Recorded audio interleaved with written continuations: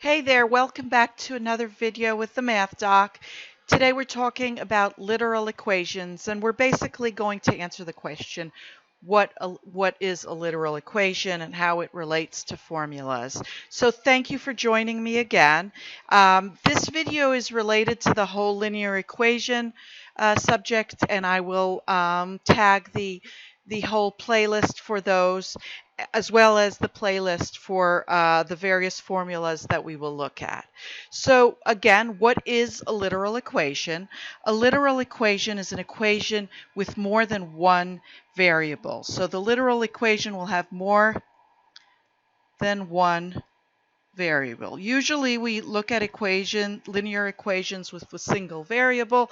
In this case, we're looking at equations with more than one variable, and it's easiest to understand by just looking at an example. This example here is 2y, or 2 times y, plus 4 times x equals 8. So this is a literal equation because we have two variables. We have x and we have y. So this is two variables. Okay.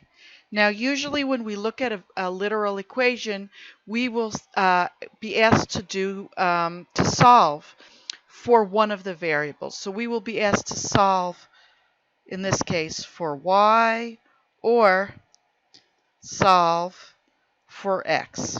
What does that mean?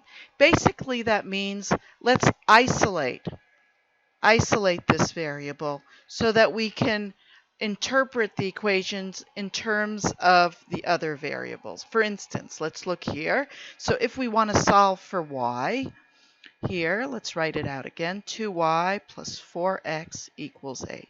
If we want to solve for y, it means that we want to isolate y.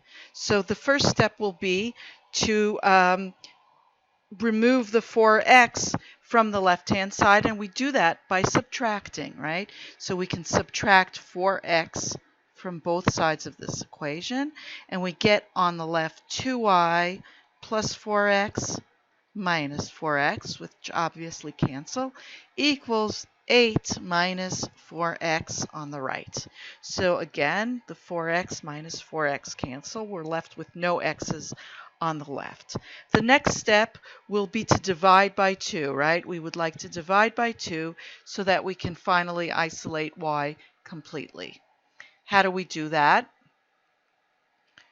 Let's just divide by 2, both sides. And now we have 2y divide by 2 on the left. So we're left with just y equals. And we can separate this into 8 halves minus 4x halves, right? Which is equal to 4 minus 2x. So we have isolated y, and we can write y equals 4 minus 2x. So we've solved for y. And if we have an x, we can substitute it and get our y. So substituting x will give us y. Now we can also solve for x, right? Let's do that. Let's write it again. So we had 2y plus 4x equals 8. That was our equation. And now we will solve for x. In order to solve for x, we first have to move our y's to the other side. So let's subtract 2y from both sides. We get 2y minus 2y plus 4x equals 8 minus 2y. And again, our y's in this case cancel. We have 4x equals 8 minus 2y. To isolate x completely, let's divide by 4.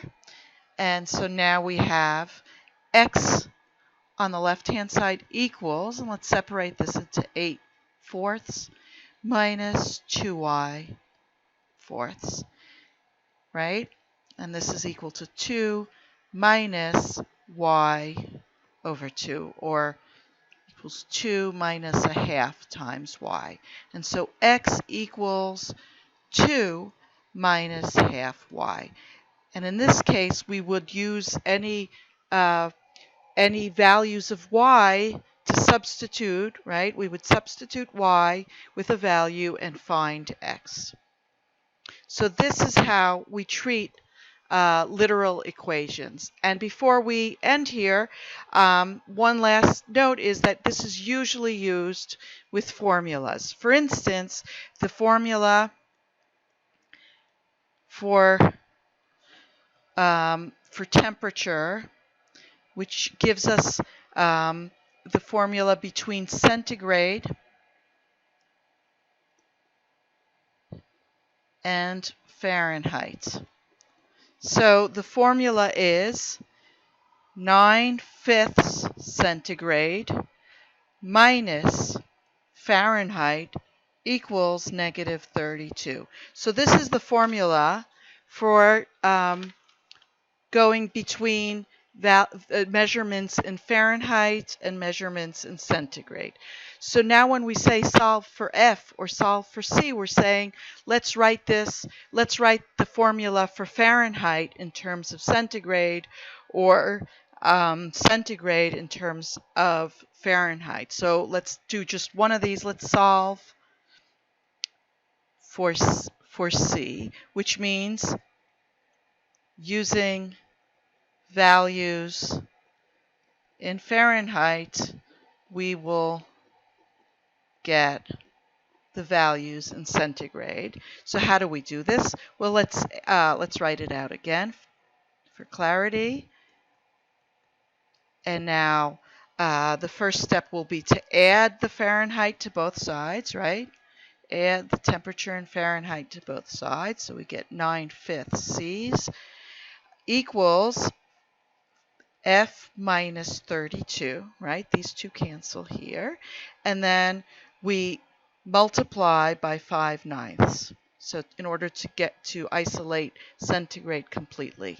So we get C, 9/5 C times 5/9 equals 5/9 times, in parentheses, F minus 32, right? So then this 5 and this 5 canceled, and the 9's do too, and we get C, or the temperature in centigrade, is equal to 5/9 the temperature in Fahrenheit minus 32. So this is an example where we've used the formula connecting temperatures in centigrade and temperatures in Fahrenheit to solve for centigrade, so that if we measure our temperature in Fahrenheit, we can easily substitute and get the temperature in centigrade. And in the next few videos, I will demonstrate a few other formulas that usually are used in questions in algebra, so that you have examples with which to work if you get these in your work. So thanks again for joining me. If this video was helpful, please like it. If you're interested in seeing the new videos as they come out, please subscribe, and I hope to see you in our next one.